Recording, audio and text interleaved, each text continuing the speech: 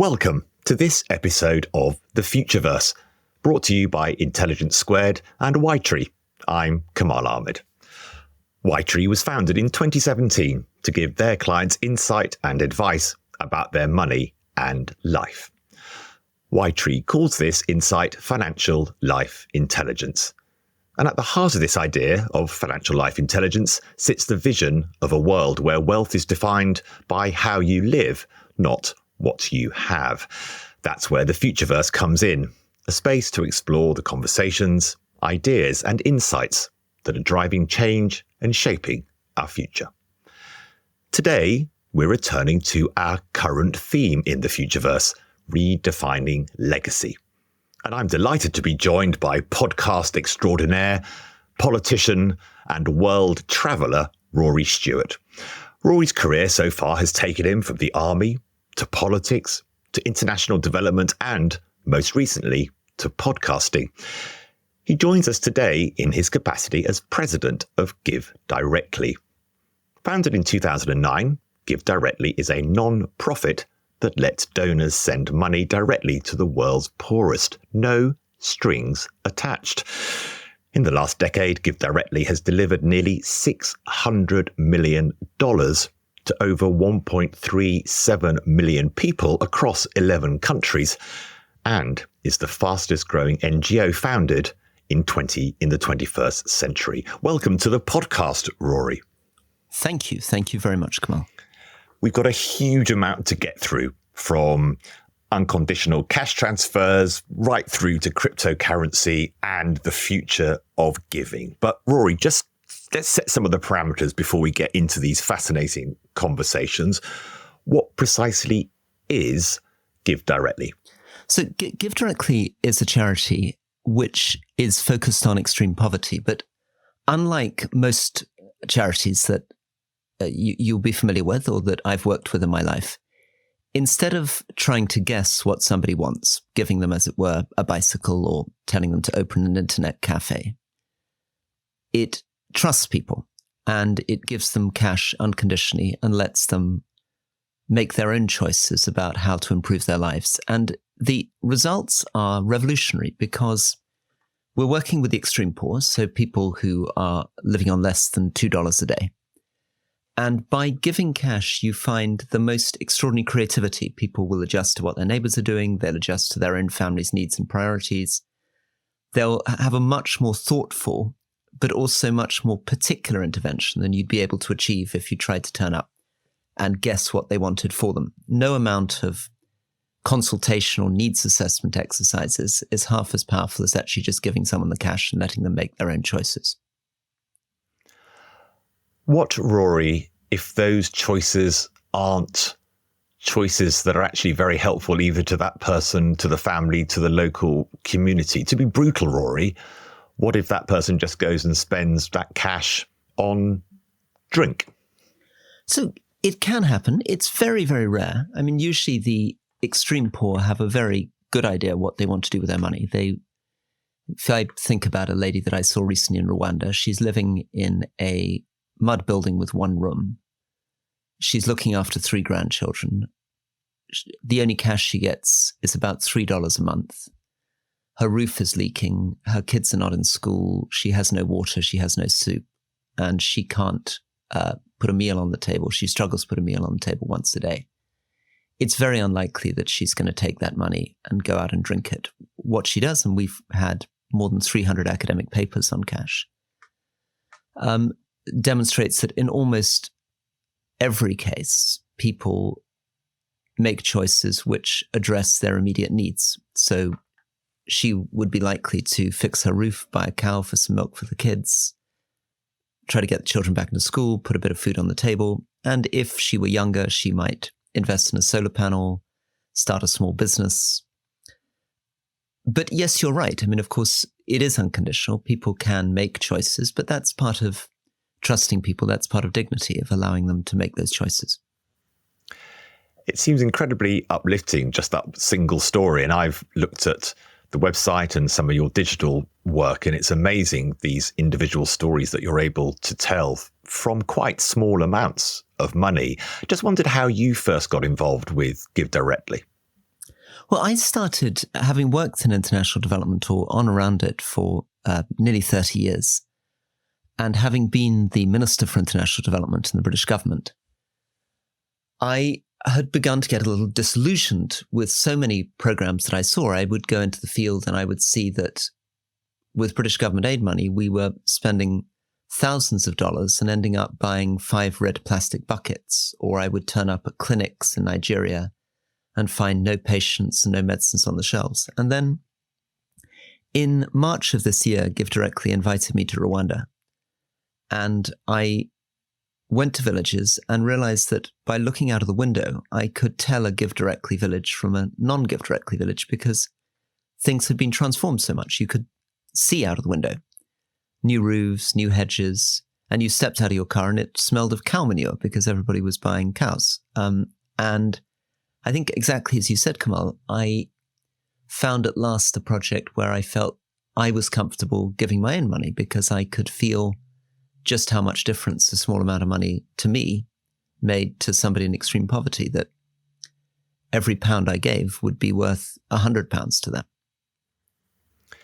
Has it changed your view about aid being delivered in the ways that you were first maybe most powerfully involved in development work, obviously as a government minister, but previous to that?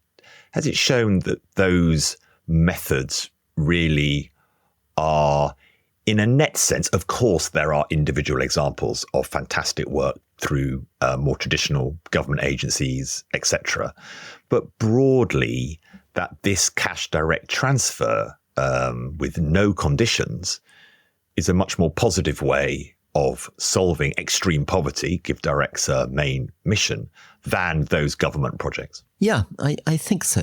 I think so, because you're right, there are good examples of work all around the world, but often they are very specific to a particular place. They rely on a very energetic individual or a very energetic team. So you can come across people running a very good clinic in Congo or running a very good school in Malawi. But if you were to ask them to replicate it 1,000 times, they'd really struggle to do so, because what's happening is that their project is very dependent on their particular energy. It's not really a scalable model.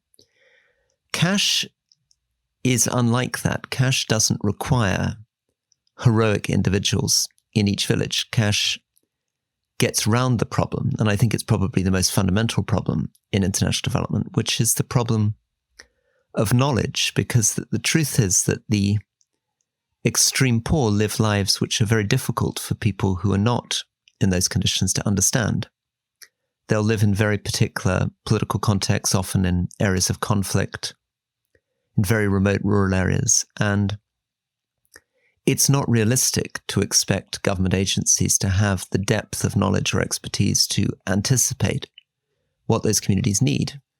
By giving cash, it cuts out, as it were, the middle people. Doesn't require huge numbers of staff, doesn't require huge amounts of NGOs. We deliver directly to people's phones because there's been a revolution in the last 15 years in Africa with mobile money.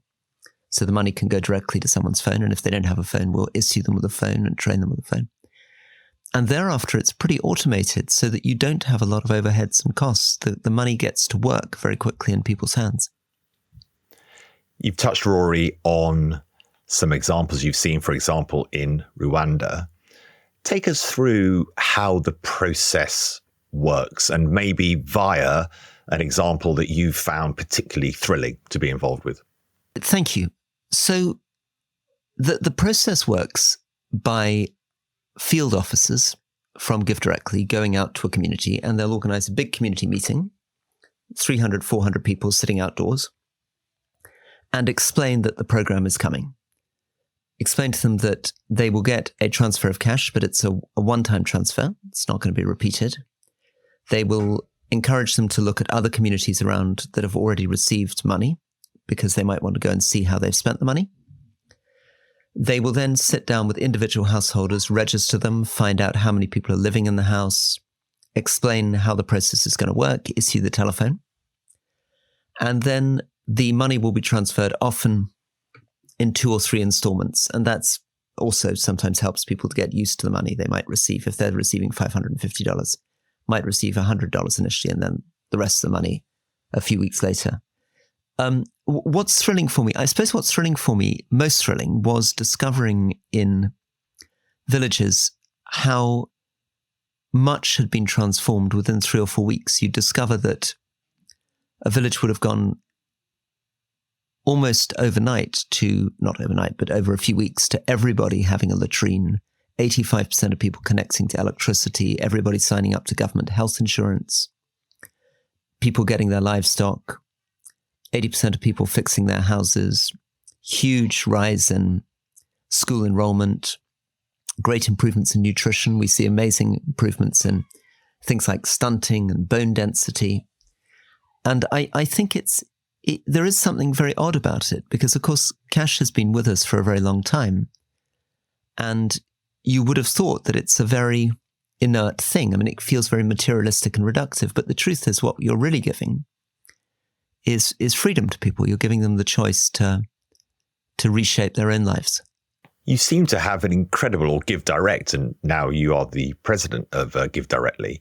You seem to have an incredibly scalable model. Now, you said you yourself, Rory, are a donor. Were you a donor first and then got connected to the charity? Because I'm interested in, you could have done so many different things in terms of supporting, this one of the UN strategic goals around ending extreme poverty.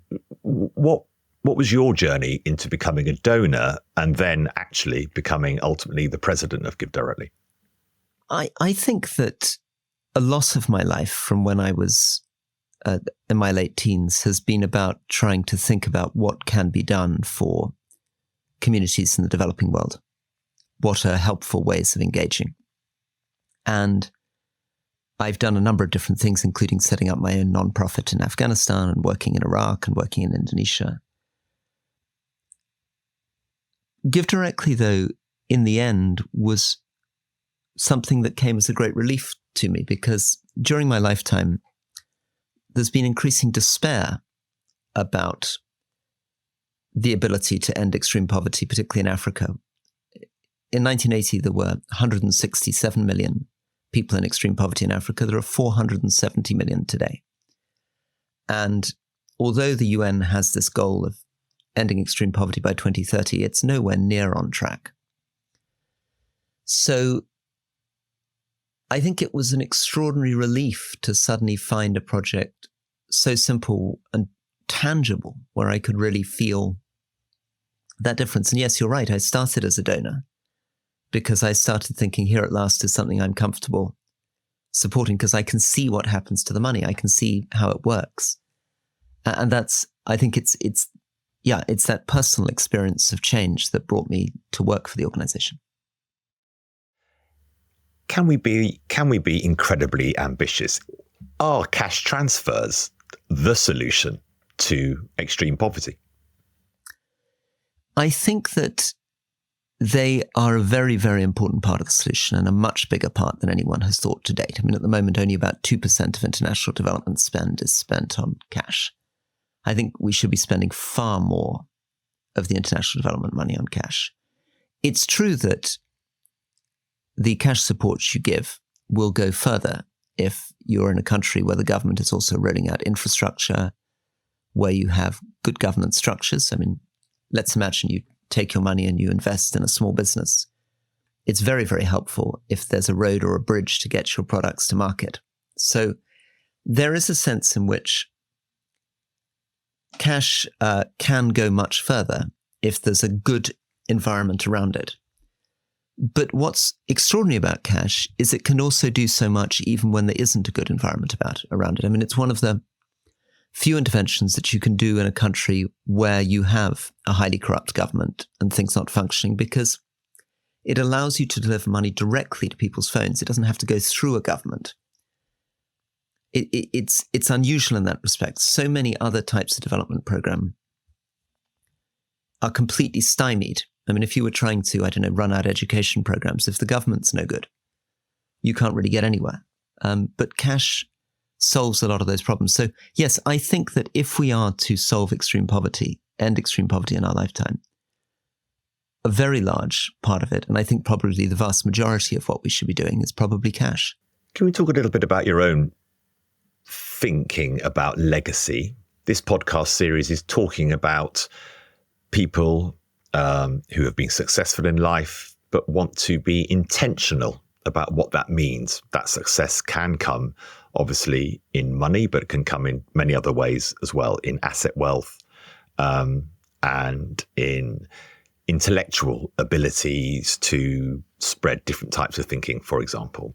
Just wondered, Rory, about your own thinking about legacy for yourself, and maybe what advice you might give to listeners around how to consider what the world might be after you've departed.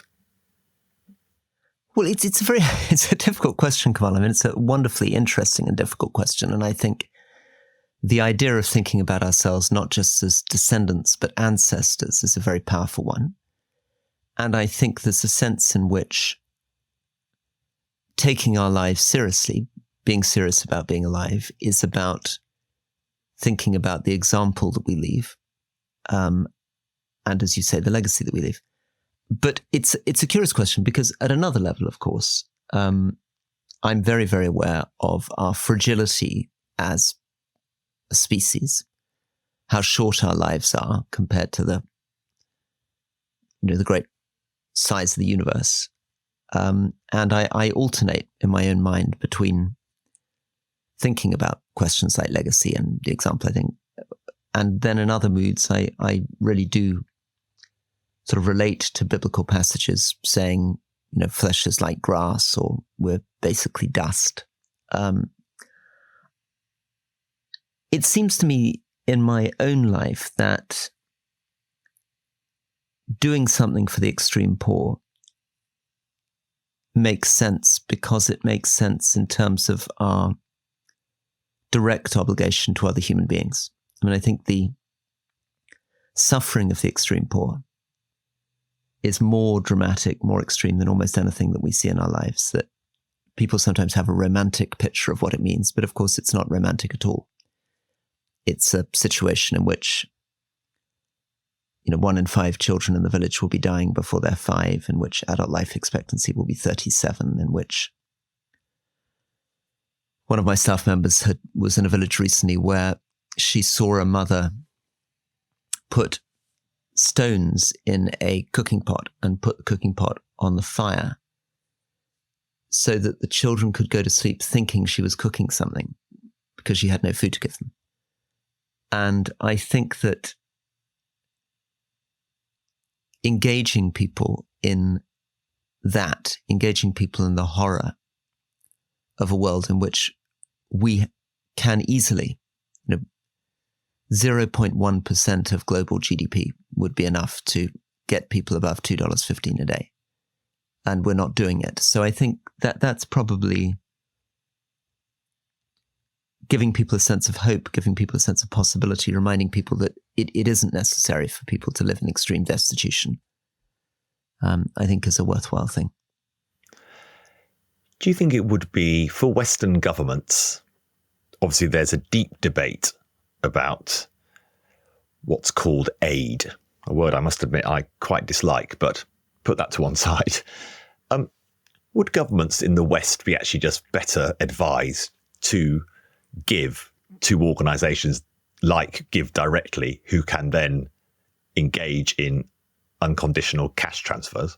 I'd love to see that. I think in order to get governments giving large amounts of money, though, we need to demonstrate at quite a large scale how cash contributes to ending extreme poverty. Our data is very, very strong at a village level, even a district level.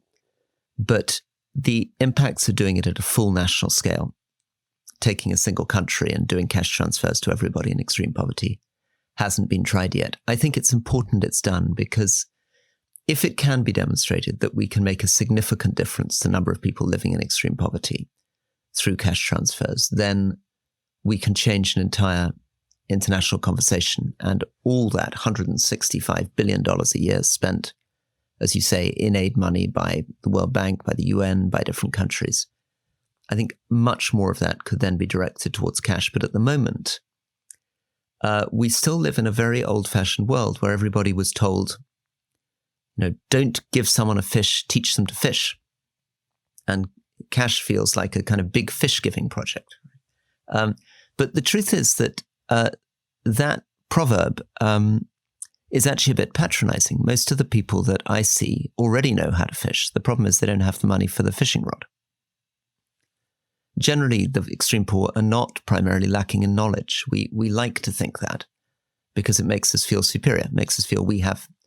And it also means that it gives us more ego. We're teaching them something. There's a bit of humility involved in just giving someone cash because you're saying, I don't really know better than you do what your life is.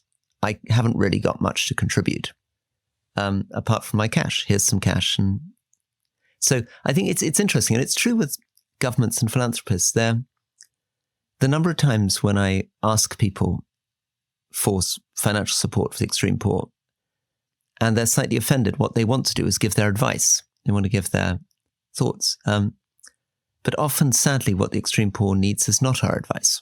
What they need is our money. Trust the people seems to be an underlying philosophy with GiveDirectly. Absolutely. And I think it's something that probably most of us feel if we are able to get out of the big abstract into the individual and think about if a friend of yours was really in trouble and you really wanted to help, rather than you doing a sort of needs assessment process with them and getting out a spreadsheet and then going off and buying what you think they need, probably the best way to help them would be in their moment of need to give them some cash to see them through their problem. And it's odd that we understand that with our own friends, but we struggle to understand that with someone at the other end of the world. How, Rory, does this approach map in with, maybe even contradict at times, the effective altruism movement? We've had Professor Peter Singer, who's the sort of ideological father, really, of effective altruism, about what is effective giving and how do you know if your money is being well spent. That notion which people who are business people or are involved in the creation of profitable enterprises, return on investment, ROI, as we describe it. How does GiveDirectly and unconditional cash transfers sit alongside the effective altruism movement? Well, actually, we came out of the effective altruism movement because, and I know Peter Singer, and we admire Peter Singer deeply because in some ways we are the product of that movement. Because it's the effective altruism movement that allowed us to say, here are more than 300 academic papers demonstrating the extraordinary impact of cash. And to say to people, even though it's counterintuitive, even though it feels strange to be giving cash, here is the evidence, follow the evidence. And recent studies have demonstrated that giving a Kenya study recently, giving $1 of cash results in $2.40 worth of returns because the money is spent both in productive investments, investing in your business, getting the income up, but simply consumption itself, buying things, contributes to the general economy. I start fixing my roof, the village next door is providing people to fix my roof, or they're selling me the tin sheeting. I have a cow, the cow has another cow, I sell the milk, etc. So we are very much from that movement, but we go beyond some of effective altruism, because some of effective altruism is concerned with the question of what bang for your buck do you get from a malaria net? The answer is you get a lot of bang for your buck from a malaria net. You buy a malaria net, you can save lives, and a malaria net is quite cheap. But we're asking a slightly different question, which is what would it take to end extreme poverty globally, not just what would it take to deal with malaria. And we're also looking not just at the question of how would you spend $100 or $200 million, because there's a limit to how much money you can spend on buying malaria nets. We're asked the question, what would you do with the full $165 billion spent by the International Development Agency? And there we think the return on investment of demonstrating cash in a country context could be much higher than almost anything else. Now, Rory, you've been in the charity sector for over a decade. You're expert in this area. You've done a huge amount of work, as your wife, of course, with the founding of Turquoise Mountain in 2006. And your wife is now chief executive of that organisation, which obviously deals with cultural heritage. Tell us a bit about how GiveDirectly and other charitable organisations, can they work together? Are these different lanes? I'm just thinking people listening to this podcast might have all sorts of ways they could deploy their funding or the money or the wealth they have created to think about that word. I love actually that you use, think about ourselves as ancestors, not about legacy, which is a very interesting way to think about it. We're trying to help them navigate these different opportunities, many with compelling narratives. Given your own experience directly in your family, how would you advise people to come to decisions over all those compelling stories that could be worth their money? It is very difficult. It's a very difficult thing, and there's no obvious answer. And of course, the truth is that we live in a world where there is often a lot of marketing and sales pitches and unreliable stories about things that, when you turn up on the ground, turn out to be much less good than you were told. And it's very difficult sometimes for somebody giving in Britain or the United States or Europe to really assess what is an effective charity on the ground. But I think there is basically no substitute from visiting the field. I mean, you can look at data, you can look at numbers, you can look at academic papers, but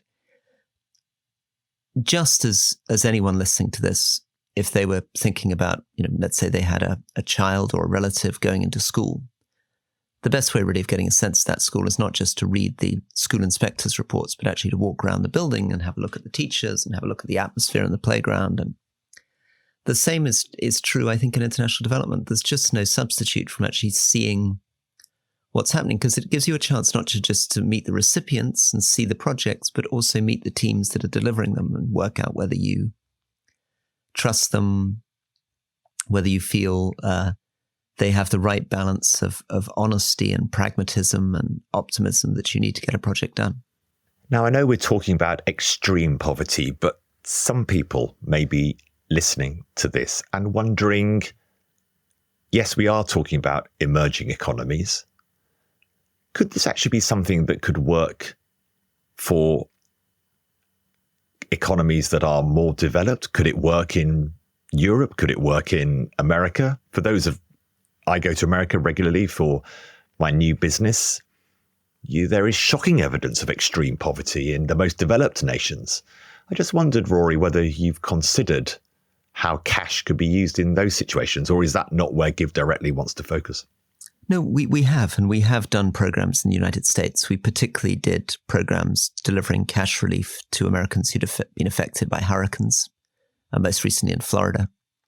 We've also worked around Chicago with the government there and in Georgia doing cash programs post-COVID, delivering cash to the very poorest.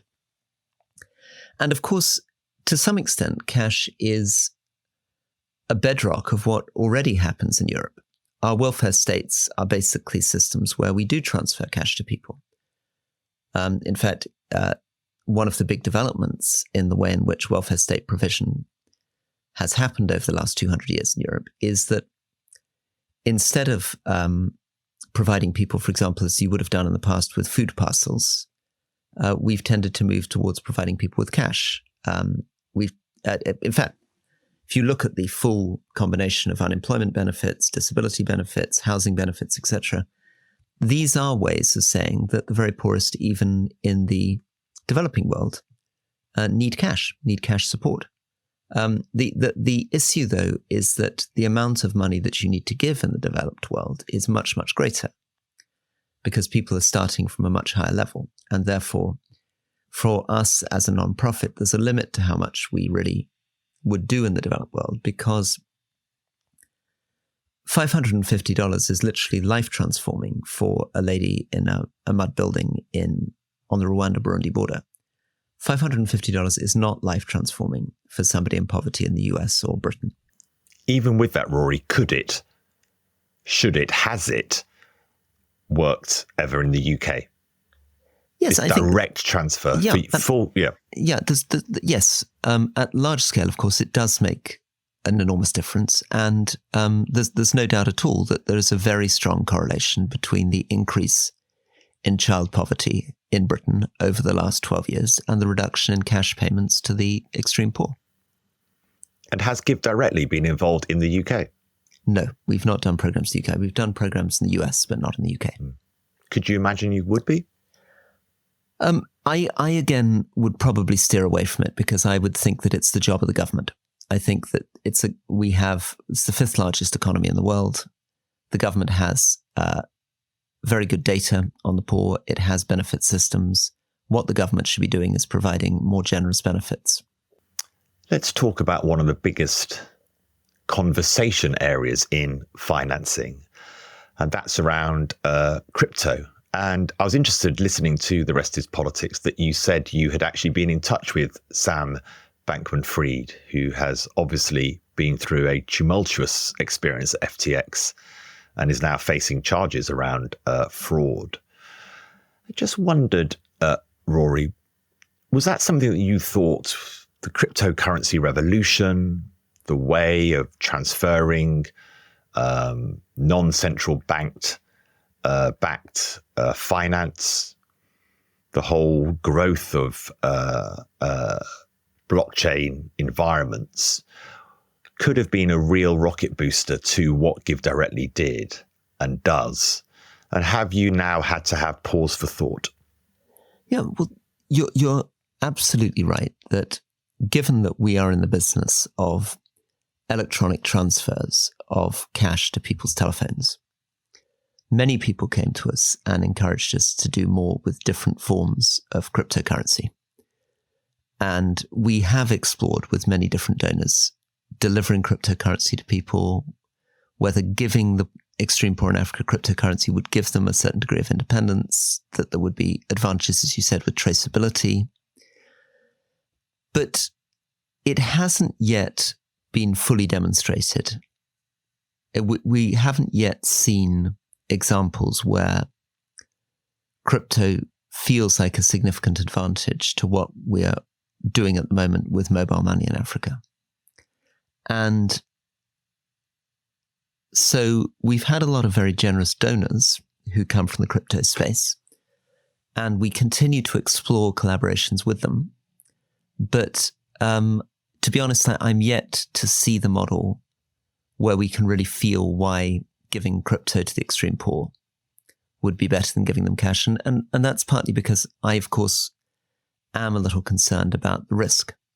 I mean, I'm concerned that it feels more practical to me for the extreme poor, even if they received it in crypto, to convert their money into cash quite quickly to meet their immediate needs.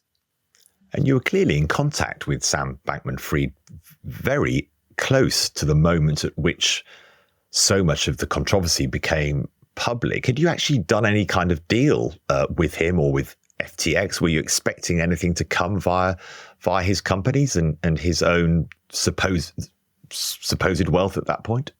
So Sam Bankman-Fried had given us some money. I mean, not by his standards, very much money, but had given us some money at the beginning of the year, as he had to many, many other effective altruism causes. And we were, of course, grateful to receive that money. I then spoke to the head of his foundation 3-4 weeks ago, hoping that we could get him to do something really impressive. Of course, in those days, he was talking about giving away most of his money. And so I thought perhaps this is somebody who would really want to put very significant money. My fantasy was maybe he'd want to put $1 billion into trying to lift an entire country out of extreme poverty. But it became pretty clear to me, talking to the head of his foundation, that he'd moved on from wanting to do things on poverty, and his major focus was on these much more long-term issues. He was interested in artificial intelligence, and seemed as though he was sometimes interested in robot overlords and asteroid hits and things that might affect the world in, not our generation, but 1,000, 10,000, 100,000 years in the future. And Rory, do you think that was a lot of very wealthy people are interested in those type of issues which are for the future, possibly risks or not risks or opportunities. And sometimes solving extreme poverty might seem a little, I don't know, utilitarian, even dull is the completely wrong word, Rory, but you know what I mean? It doesn't have that, maybe that excitement of, wow, I'm gonna solve for artificial intelligence. That's a much better place for me to put my money. I agree. And I can find that a little frustrating because, of course, as you would know, and many people listening, extreme poverty is shameful. It's something that is well within our reach to address, that the money that the billionaires have put into the Giving Pledge, a fraction of that would be enough, I believe, to lift the world out of extreme poverty if we concentrated on it. But you're absolutely right. For some reason, many people seem to think it's not fashionable anymore. It doesn't interest them.